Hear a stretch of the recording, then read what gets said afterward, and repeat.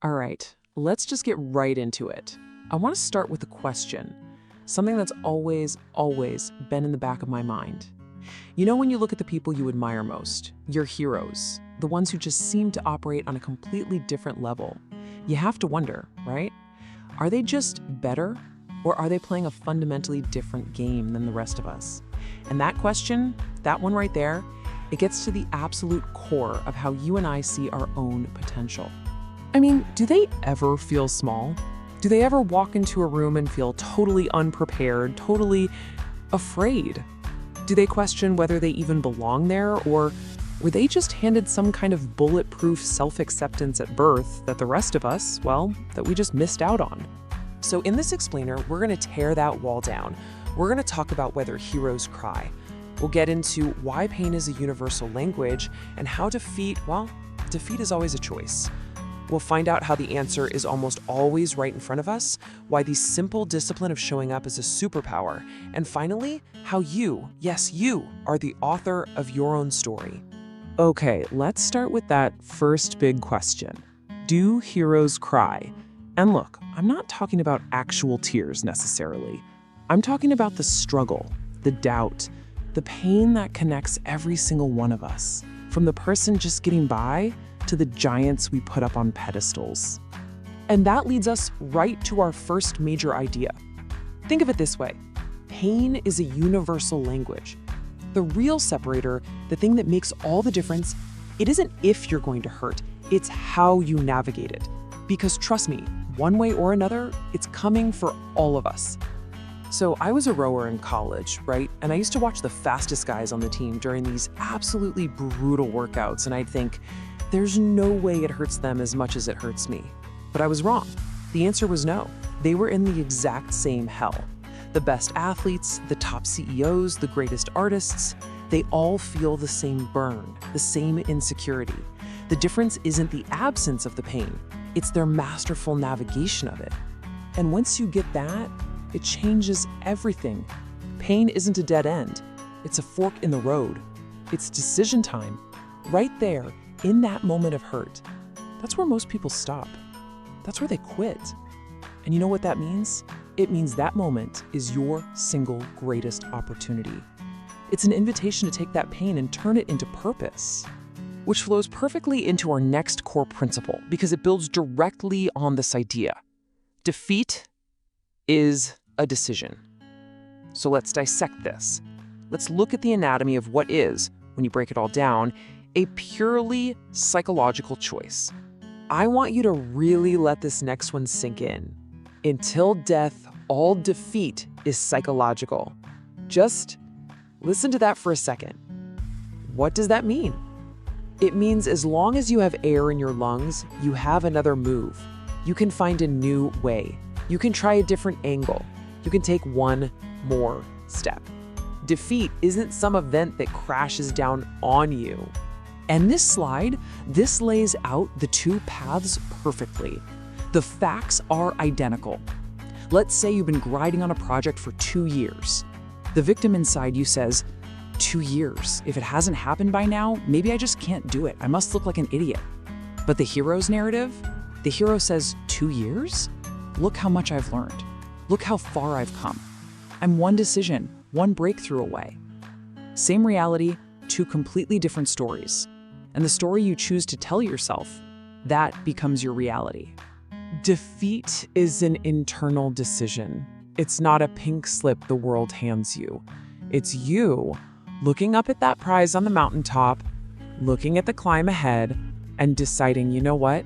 It's just not worth it. It's you saying no. Okay, so this leads right into our next point. We have this tendency to build our problems up into these giant, unbeatable monsters. But the truth is, the answer is almost always right there in the room with us. It's about seeing the simple solution we've been ignoring. Let me tell you a quick story. So I was on a train in Venice with my family, and we had these massive suitcases. We were causing a full-blown circus, right? A traffic jam in the aisle, absolutely convinced there was no way these bags would fit in the overhead bins. We were making plans to sit on them, to stand with them, just inventing this huge, complicated, and totally unnecessary problem for ourselves. And then in a moment of just, what if, I grabbed one of the bags and I just started jamming it into the compartment. And after about 30 seconds of pushing, click. Effect. Perfectly. The solution was right there, exactly where it was designed to be, the whole time. We were like someone dying of thirst while sitting next to a lake, all because we had already decided the problem was bigger than the solution. This all connects to this incredible idea from W. Clement Stone. He said, "Little hinges swing big doors." Think about that. We're always looking for these giant, complex, life-altering answers to our problems. But more often than not, it's a small, simple, targeted action, a little hinge, that creates the most monumental results. We just have to be willing to look for them. So what are your little hinges? I'll give you some examples from my own life. I used to get these awful chronic headaches. Thought it was something serious. Brain surgery, right? Nope. Electrolyte tablets. That was it. Nagging injuries from working out. You know what the fix was? 10 minutes. Just 10 minutes of stretching every single day. Want to fix your diet? The little hinge isn't some complex meal plan. It's just not buying the junk food in the first place. See? The solution is almost never as big and scary as the problem feels. Now for the next critical piece of the puzzle, the discipline of simply showing up. This is all about building a lifestyle of momentum, understanding that real, lasting progress, it comes from relentless consistency, not from some grand one-time effort. You've probably heard that old saying, 80% of life is showing up. And it's true. You cannot win the game if you're not even on the field. Showing up, arriving, that is the foundation that everything else, and I mean everything, gets built upon. A great way to build this muscle is something I call the no dishes in the sink rule. Just pick one small, non-negotiable standard for your life. For me, it's that I never ever leave dishes in the sink overnight. Why? It's not about the dishes. It's because if I let myself skip it once, I'll always have a good reason to skip it again. The whole point is to remove the choice. You remove the emotion.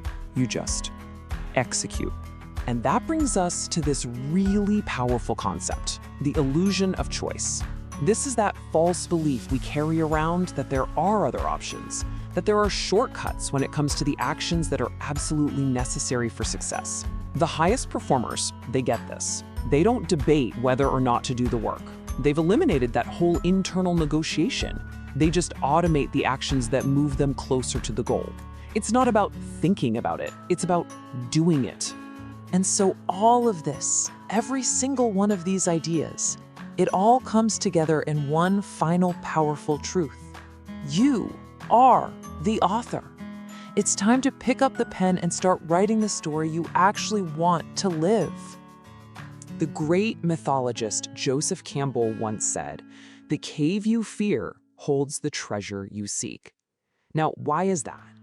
It's because walking into that darkness, facing that fear, that discomfort, that's what gives you power over it. It proves to your own mind that the reality was never as terrifying as the story you were telling yourself. Because here's the bottom line, the story you tell yourself becomes the story you live. Look, life is going to throw variables at you, things you can't control. That is a guarantee.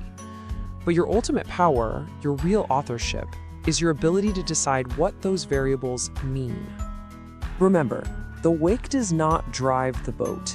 Your past doesn't get to dictate your future. Every chapter eventually comes to an end, and you are always the one holding the pen, ready to turn the page. So I'll leave you with this to think about. The story you tell yourself becomes the life you live. What will the next chapter say? Welcome to the Explainer.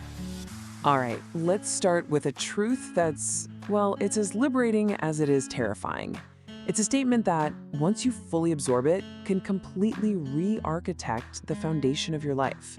And it's this: no one is coming.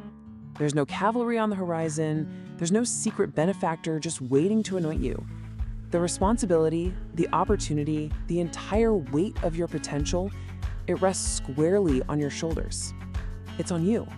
So I have to ask you directly, Are you waiting? Are you spending your days just scanning the horizon for that one person, that one meeting, or that one lucky break that you believe holds the key to everything you want? It's a really seductive idea, isn't it? That you are just one handshake away from a completely different life. But what if that very idea, as hopeful as it sounds, is the exact thing holding you back? Okay, let's dive into this. First up, we need to confront a really unsettling truth. A belief that's super popular, but also, well, dangerously deceptive when it comes to where real power and progress actually come from. So, not that long ago, I was at one of those pop-up networking events. I'm sure you know the kind I'm talking about. Big conference room, packed with ambitious people, all there to connect. And the central message being preached that night was this one handshake away fallacy. The idea that the person you need, the one who can change it all, might be in this very room. And look, on the surface, sure, there's some truth there. Having talented people in your life is always a plus. But I just couldn't shake the feeling that this message was profoundly misleading. It was missing the entire point. Now, what's so interesting here is the fundamental shift it represents. On the left, you've got this entire worldview based on extraction. You're spending your time looking for value, looking for answers, basically outsourcing your success to other people. It's a scavenger hunt. But on the right, you have a worldview that's based on creation. You're investing your time to become valuable, to become the answer, to build your own success from the inside out. I looked around that room and I just thought, what if every single person here took these 4 hours and instead went home and just worked on becoming 1% better at what they do? The change would be astronomical. And that brings us to the core mental shift we need to make, becoming the answer. It's all about moving away from seeking external solutions and instead cultivating the internal strength to be the answer yourself. So here's the crucial point, and it's where most of us get it backwards. A powerful network, financial success, incredible opportunities, these aren't the things that make you valuable. They're what we call lagging indicators. They are the results, the byproducts that show up after you've done the hard work of becoming exceptional. I mean, think about it. When you're a killer at what you do, talented people want to be in your world. When you add immense value to the marketplace, money follows. These things don't lead the way. They follow the value you create. This quote, it really says it all. This is your North Star. Instead of channeling all your energy into being seen, channel it into becoming so undeniably good that being ignored is literally no longer an option. The focus isn't on the networking or the marketing or the connections. No, the focus is on the craft. The focus is on those daily, unglamorous hours spent writing, speaking, coding, building, whatever it is you do until you are exceptional. When you get to that level, all the other pieces just fall into place. But, becoming the answer isn't just about external skills. It's profoundly internal. You have to master your inner world before you can even begin to shape the outer one. Let me tell you a quick story. A few weeks ago, my Facebook account was hacked. All my work, my connection to my community, poof, gone. And it was being controlled by a complete stranger. My initial reaction wasn't calm or collected. It was this surprising, overwhelming rage. For 3 solid hours, I was just distraught. I felt helpless, angry, and so vulnerable. And afterward, I was just really disappointed in my reaction. It was a powerful, real-world lesson in stoicism. That initial feeling, the fear, the anger, that's human. That's biological. You can't always control that first wave of emotion. But what you can control, and what truly defines you, is the response. It's the choice you make in the seconds and minutes right after that storm hits. And this illustrates a much bigger idea. I want you to imagine your life not as a series of random, disconnected events, but as a symphony. In music, you need the high notes and the low notes, you need the loud, powerful moments, and you need the quiet, deliberate rests. It's the contrast that creates the magic.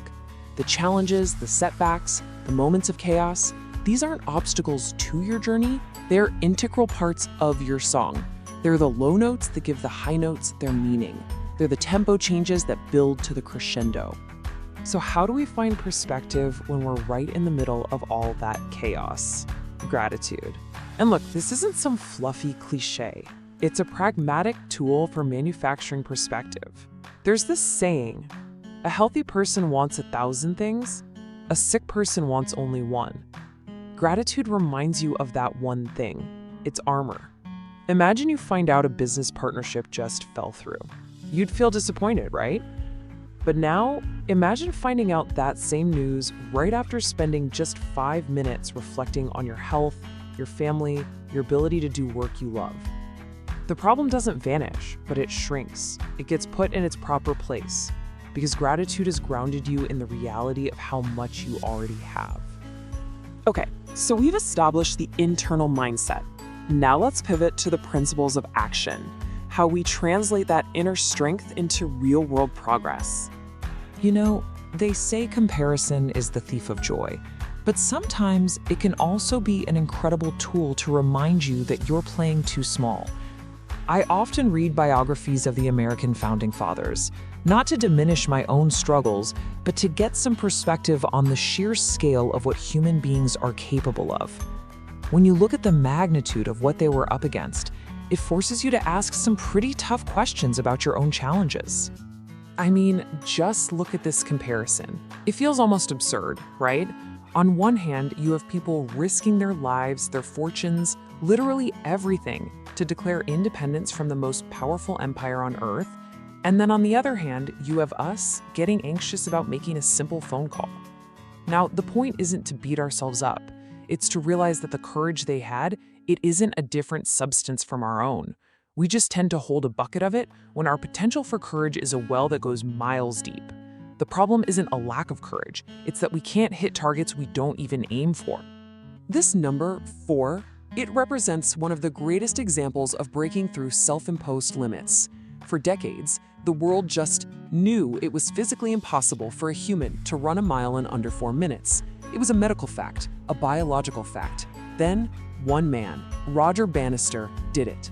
And what happened next is the most important part of the story. Suddenly, after he proved it was possible, runner after runner started breaking the 4-minute barrier. People didn't get faster overnight. What changed was they finally allowed themselves to be as good as they were always capable of being. They expanded their thinking. So how do you begin? The answer is surprisingly simple. You don't need some perfect 50-page business plan. You just need a general sense of direction, a North Star. Then, and this is key, you have to create the lowest possible barrier to entry. Make it so easy to start that not starting feels ridiculous. Mitigate all the friction. Lay out your running clothes the night before. Don't worry about the perfect end state. You can't possibly know what that is yet. Winning is beginning and then evolving. The most powerful thing you can do is just go, right now, with what you have. There's an old saying that 80% of life is just showing up, and this becomes the absolute bedrock of your progress. Just recently, I woke up completely exhausted, splitting headache, had barely slept. Every fiber of my being wanted to just take the day off. But over the years, I've made recording a non-negotiable. Why? Because greatness is a byproduct of intentionality. If you get used to breaking promises to yourself, if you leave that door for exceptions cracked even a little, it will eventually get kicked wide open. Showing up, especially when you don't feel like it, isn't a sacrifice. It's just what you do. This whole principle was driven home for me during, of all things, a game of axe throwing. So I was in this competition, and my strategy was simple. Aim for the center of the board, consistently hitting 4s and 5s. And it was working. But then my competitor went first and hit this high-risk, high-reward 10-point shot. And immediately I panicked. I completely abandoned my winning strategy and spent all my remaining throws chasing his long shot. And I missed every single time. I lost badly. And the craziest part? If I had just ignored him and stuck to my process, I would have won easily. The lesson is so powerful. Trust your game. Don't get pulled out of your lane by the noise and the success of other people. And so, finally, after we've started to master our inner world and commit to action, we arrive at the ultimate realization. This is your world to shape. Feeling stuck? That's a feature, not a bug. Having doubt? That's a feature, not a bug. See, the world provides the raw materials, the challenges, the opportunities, the chaos, the calm. It gives you all the pieces, but it makes you the architect. You're the one who decides what to build. Two people can face the exact same business failure. One sees it as the end of the road. The other sees it as the necessary data to come back even stronger. The circumstance is the same. The interpretation, the architecture is wildly different. This is the key. The great men and women of history understood this one simple truth. The world is not fixed. It's malleable. And with courage, it can be bent, it can be shaped, it can be remade. They believed the buck stopped with them. Yeah, it was a different theater, a different time, different objectives, but the premise is exactly the same. A malleable world and an opportunity to shape it. Now, insert you. So we end right where we began, but with a new understanding. No one is coming, not because you're alone, but because you are the one you've been waiting for. You're the builder. You're the force of change. The pieces are right there in front of you. The canvas is blank. This world is yours for the making. So the only question left is, what will you build? What if I told you that your perceived limits are a total lie? That they're just a story you tell yourself, a story that barely, and I mean barely, scratches the surface of what you're truly capable of. Okay, let's really dive into this. That whole idea of giving it your all, it's a safety net. It's kind of an excuse we use to not fully commit. It's like pointing to a single star and saying you've seen the entire galaxy. The truth is, you have absolutely no idea what you're really capable of. So the real question becomes, are you willing to look beyond that? Are you willing to stop drawing lines in the sand for yourself and instead start discovering what lies past them? That's what we're going to get into today. All right, first things first, let's talk about the source of all this power. Because inside every single one of us, there's this reserve of potential. It's so vast, most of us have barely even dipped a toe in it. You see, this idea completely flips the script. It's not about asking if you have more to give. It's about asking if you're willing to actually go and access it. The potential that's already inside you is so much greater than any external challenge you will ever face. So how do you find this inner well? Well, you've got to push past your comfortable limits. The author of our source material talks about pushing himself to the point of total exhaustion, only to discover this incredible, almost unbelievable capacity for rapid recovery. It was a strength he never knew he had because, well, he'd never gone far enough to find it before. So how do we actually apply this? I mean, knowing this well of strength exists is one thing, but actually drawing from it when you're under pressure? That's something else entirely. Let's look at a really practical strategy for this. So here's the crucial distinction you have to make. Our greatest pain isn't what's happening right here, right now. The present moment, no matter how uncomfortable it gets, is manageable. We can handle it. The real enemy is the pain we borrow from a future that hasn't even happened yet. We let these imaginary monsters into our heads, and the problem is we aren't equipped to fight them. And that brings us to the solution, the streetlight method. It's a way to shut out those imaginary monsters for good. Think about it. If a long run feels impossible, don't think about the finish line miles away. No, just focus on reaching the next streetlight. That's it. It's manageable, it's real, and it leaves absolutely no room for your mind to play tricks on you. This method is just so incredibly effective. Your mind has one single job: focus on the immediate goal in front of you, and your body follows. Now, the discomfort is still there, of course, but it's no longer in control, because you can always make it to the next streetlight. Never, ever forget how much control you have over this current moment. You will emerge victorious, not because you sat around worrying about the future, but because you dug deep, you shut off the world, and you just conquered your next step. Okay, so we have a tool for the present, but what about one of the biggest future fears we manufacture? The fear of failure. We have to completely reframe our relationship with it. I mean, really think about it for a second. A fraction of an inch, a split-second miscalculation, that's often all that separates a celebrated victory from that word we all dread, failure. They're way, way closer than we think. Think about this analogy from the NFL. It's 4th and 1, and the coach decides to go for it. If they make it, he's a genius, right? If they fail, he's a fool. But here's the thing, the decision-making process was identical in both scenarios. So often we judge our entire strategy based on a single outcome, when the real issue isn't the approach at all, it's just the need for a little more practice. And that's the real tragedy, isn't it? Walking away after one bad experience is like that coach saying, well, I'm never gonna go forward on 4th down again. It's totally irrational. What if you just needed one tiny tweak? What if you just needed to show up one more time? So the crucial point here is to see every single failure, not as an end point, but as a critical piece of information. Every mistake, every setback, every short-term misfortune. It's a brushstroke on your canvas, and it's just as valuable as your successes. All of it is contributing to building a greater you. In all of this, it brings us to the final, and I think the most powerful idea. When you understand that inner well, when you master the moment, and when you reframe failure, you are no longer a victim of your circumstances. You become the creator. So stop apologizing. Just stop. For your failures, they lift you up. For being different, that's your power.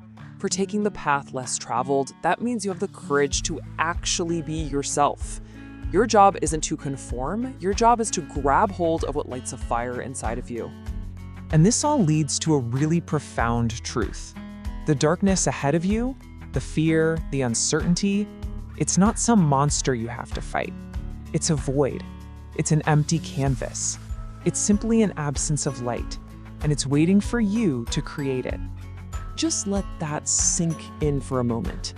You have everything you need right now to become who you want to be. You don't need anyone's permission, you don't need their approval, you simply need to start. You are the one who will give the emptiness life. You are the architect. So I'll ask you again, what are you really afraid of? Failure? It's gonna make you stronger. Criticism? It's just noise. That fear you feel, that isn't a warning sign to stop. It's a signal that you're on the right path. It is your invitation to become the light.